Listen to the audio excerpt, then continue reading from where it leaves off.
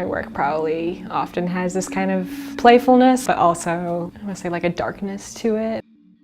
I'm Steph Zimmerman, and I create different sound and audio compositions using found materials. You know, there's something like a little bit off about it because it's using these microtones between every tone on like a keyboard. There's a lot of different tones that aren't there, you know, that we're not used to hearing. And when you create your own instruments, you get those tones in there just because I wasn't trying to match a major scale. So there's these microtones that are a little bit off.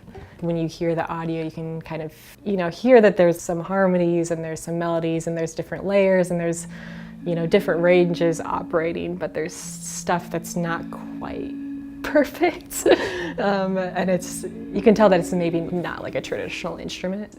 That's maybe the thing, that I don't want to like limit those things to just being able to communicate one emotion or feeling.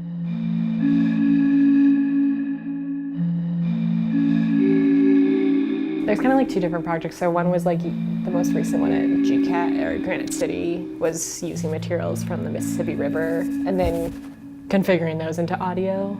That was installed, where the project that I'll like install at Floodplain is stuff collected from the different LRA lots, which is the St. Louis City's land bank, and then kind of a similar process, like those are transformed into audio, and there'll be an audio series along with like the objects being displayed at the site.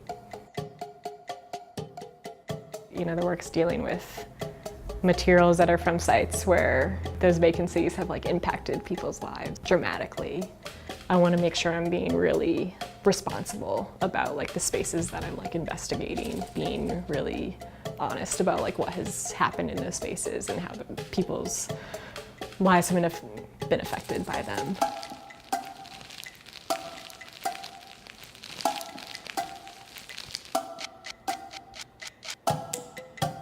I think like a big thing that I'm like thinking about is kind of like the liberation of these materials to be something besides what role they are currently in or what role they've been destined to be by the public policies of St. Louis.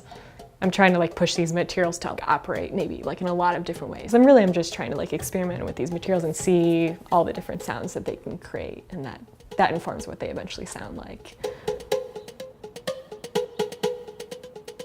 Yeah, I think my work does think about market economies and how things exist within them, and how can we kind of like reconfigure different things and like kind of perform within those spaces and like kind of break things a little bit.